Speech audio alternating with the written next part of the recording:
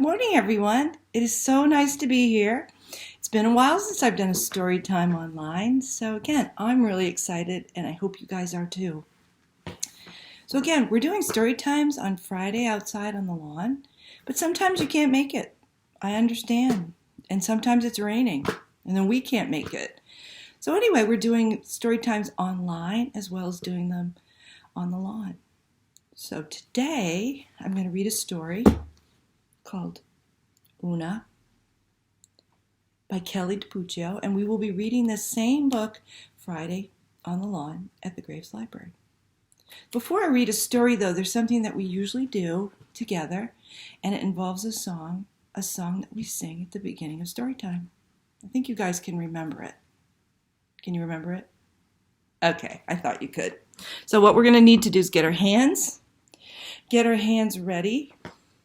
Can you guys put your hands up high? Can you put your hands down low? Can you crisscross your hands?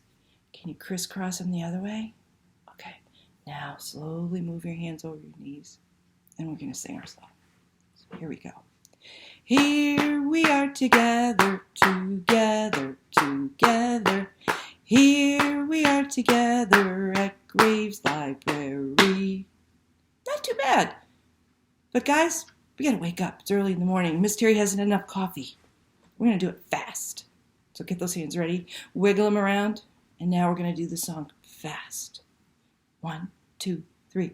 Here we are together, together, together. Here we are together at Graves Library. Awesome. I think we're ready to get started. We normally do introductions, Miss Terri. And as I look around in this virtual world, I see a lot of my friends out there. So hello to everyone. So without further ado, let's get started with this book, Oona, by the New York Times best-selling author, Kelly DiPucchio, pictures by Risa Figueroa. And here we go. And a big shout out to Catherine Teagan Books for allowing us to read this book online.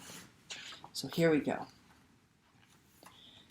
Once there was a sweet and a little bit salty, like the ocean where she lived, little girl.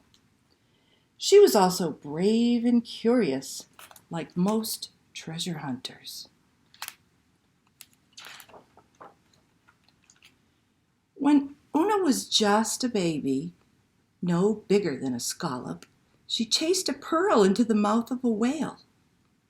Lucky for her, she popped right back out.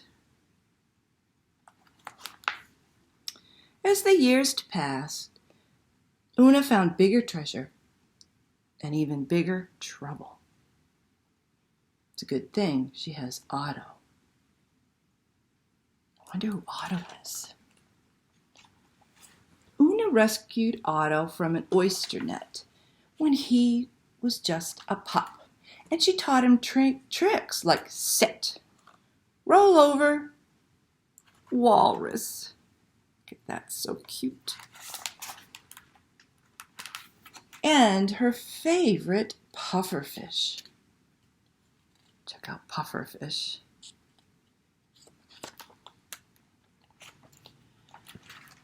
Oona and Otto, they searched for treasures nearly every day.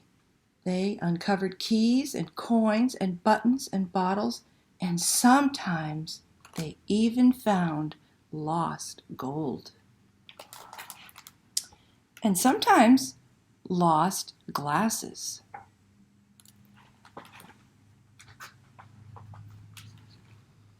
But there was one special treasure that Oona could never quite reach. The crown. The crown. It was extra sparkly in a way that made Oona's heart thump. But the crown was stuck deep in the rift, and not a pole or a pail or even the sticky stick of a snail could get it unstuck. Still, Oona was determined.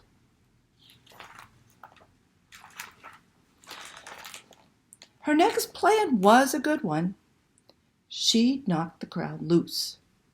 Unfortunately, the current shifted, The lobster crate and the rock drifted, and the squid, well, see for yourself.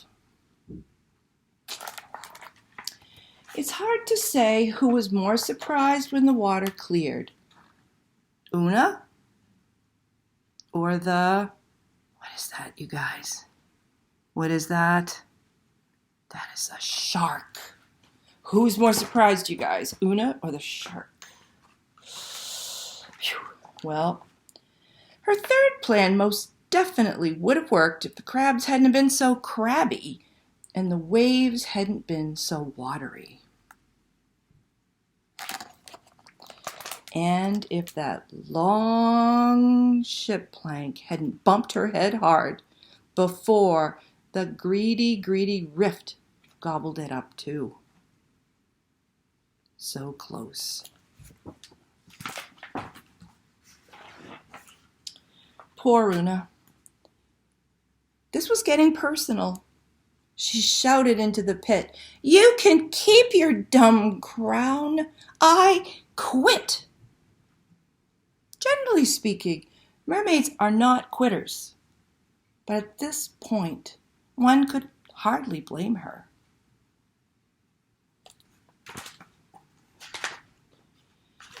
Instead of looking for treasure with Otto, Oona napped on the rocks with sea lions, she drew pictures in the sand with the starfish, and she read from her favorite glass bottles with her land friends. All of this would have been perfectly fine, except Oona wasn't perfectly fine. Clearly, she was missing her spark, and a mermaid without her spark is like a seagull without an appetite. Unnatural. A seashell washed ashore. Oona studied it thoughtfully, and it gave her an idea. She got right to work. The next day, Oona peered nervously into the rift. Why did it look so much deeper and scarier than she remembered? Otto pretended to be a narwhal, making Oona laugh. Admittedly, the new treasure hunting goggles she'd invented were funny looking, but they were also her best shot at reaching the crown. She dove to the bottom of the murky rift, and that's when Oona noticed something she couldn't see from above. A bridge made from a crate, a rock, and the very same plank that had plunked her on the head. And it led her straight to the crown. But what was that rumbling sound? It grew louder and louder, and the ocean floor shook, and the water around Oona churned into a thick stew of swirling sand and sea creatures, and she couldn't see, and she felt trapped. Would the hungry rift gobble her up too? Through the commotion, Oona could hear something else in the distance. It was faint but comforting and familiar. The whales. Oona sang along until the rumbling stopped and the water cleared, and finally, this was her chance. Oona held her breath. Are you ready? Steady. Aim. Come on, guys, cross your fingers. Everybody cross your fingers for Oona. Cross your fingers. Can she do it? Okay, get your fingers crossed. Look. What do you think, you guys? It says clink. Hooray! Look what she's got. Can you see it? Look at that. We did it, Oona cheered, placing the crown on her best friend. It really is beautiful, she gushed. But these, Oona said excitedly, holding up her new goggles, these are spectacular. Otto agreed, because sometimes the best treasure in the world isn't found.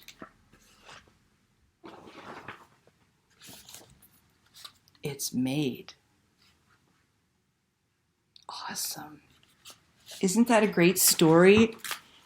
I really love Oona. She's so determined to get that crown, and she works so hard. I'm just really proud of her for not giving up. So anyway, thanks you guys for letting me share this story with you today, and I hope you can make it on Friday, and if you can't, that's okay. Tune in, watch our story times online. Maybe you can come next Friday, all right? So until then, have a great day. Enjoy this beautiful Maine weather, and we'll hope to see you soon. Oh yeah, and be kind. Bye-bye.